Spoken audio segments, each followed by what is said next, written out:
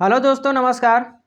तो आइए हम लोग बात करते हैं बीपीएससी पीजीटी के लिए वर्ग 11-12 के लिए आपके पेपर की प्रकृति कैसी होगी, आपके पेपर में कितने घंटे का समय रहेगा, आपके कितने अंक का पेपर होगा और किस पार्टिकुलर वे में आपका प्रश्न पूछा जाएगा। बाकी हम आशा करते हैं कि आप यह स्टेट की परीक्षा उत्तीर्ण करके यहाँ पे आए हैं और आप फाइनल पीजीटी की तैयारी कर रहे हैं। तो जैसा कि इसमें भाषा अर्था से आपके 30 प्रश्न पूछे जाएंगे, सामान्य अध्ययन से आपके 40 प्रश्न रहेंगे और आपके सब्जेक्ट से 80 प्रश्न होंगे। देख लीजिए, माध्यमिक, उच्च माध्यमिक शिक्षक, 10+2, स्नातक प्रशिक्षित, पीजीटी वर्ग 11-12 तथा प्रधानाध्यापक के लिए यह बात कही गई है। यह प्रश्न 3 भाग में होंगे, भाग 1, भाग 2, भाग 3। भाग 1 में भाषा अर्थ से संबंधित प्रश्न पूछे जाएंगे।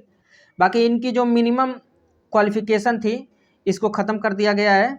अब आप कितना भी इसमें क्वेश्चन सही करते हैं कोई दिक्कत नहीं है, आप पास हैं।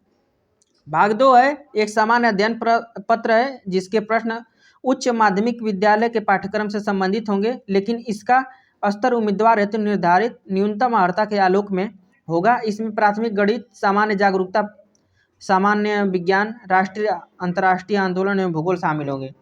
यानी कि आपके जीके से 40 प्रश्न पूछा जाएगा जो कि आपको तैयार करना है।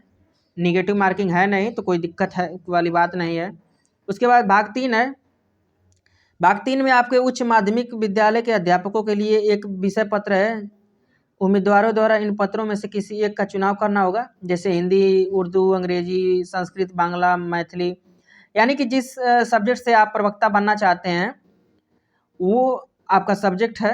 अरबी, फारसी, भोजपुरी, पाली, प्राकृत, गणित, राजनीति शास्त्र, भूगोल, अर्थशास्त्र, समाजशास्त्र, इस तरह से आपके सब्जेक्ट दिए गए हैं। इससे आपके 80 प्रश्न रहेंगे। और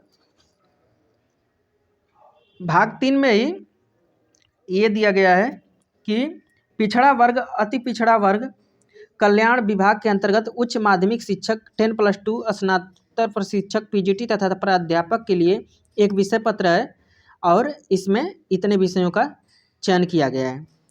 और जो आपका सिलेबस, मतलब आपको कहाँ से पढ़ना है, तो उसके लिए उपयुक्त विषय पत्रों के पाठ्यक्रम बिहार विद्यालय परीक्षा समिति एनसीईआरटी से संबंधित होंगे, लेकिन इसका स्तर उम्मीदवार हेतु निर्धारित न्यूनतम अर्हता के आलोक में होगा।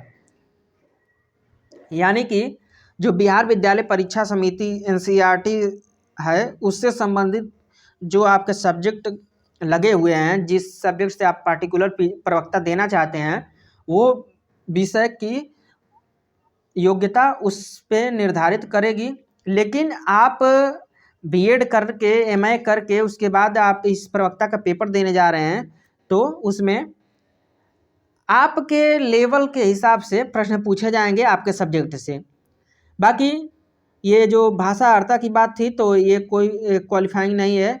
उसके बाद आपके एमसीक्यू प्रश्न पूछे जाएंगे विकल्पी प्रकार के, इसमें निगेटिव मार्किंग नहीं है, तो आप लोग तुक्का एकदम धड़ल्ले से मारिए, कोई दिक्कत नहीं है। और उक्त लिखित परीक्षा हेतु पुनर्मूल्यांकन का प्रावधान नहीं है। तो देखिए, बीपीएससी अपना सीधा सीधा बोल दी है कि हम पुनर्मूल्यांकन का कोई प्रावधान नहीं देते हैं। तो हम आशा करते हैं कि आप लोग प्रवक्ता के सिलेबस को देख लिए हैं और इसको समझ भी गए होंगे। बाकी इसके लिए कोई पार्टिकुलर सिलेबस नहीं जारी किया गया है कि जैसे कि आपका यह स्टेट में जारी किया गया था कि इसके अंदर ही पढ़ना है और इसी में से आपका प्रश्न बनेगा। तो ऐसा कुछ है नहीं, इसमें आपके लिए फ्री छोड़ दिया गया है और आप अपने अध्ययन को मजबूत करिए, जिसमें भाषा अर्था के 30 प्रश्न, सामान्य अध्ययन के 40 और विषय से आपके 80 प्रश्न रहेंगे। और आप लोग मेहनत से पढ़िए और सफलता प्राप्त करिए और पीजीटी में एक सीट अपने नाम करिए। मेरी शुभकामनाएं। बाकी धन्यवाद दोस्तों, यहाँ तक वीडियो देखने के लिए। फिर मिलते हैं किसी नए टॉपिक पर नई वीडियो के साथ।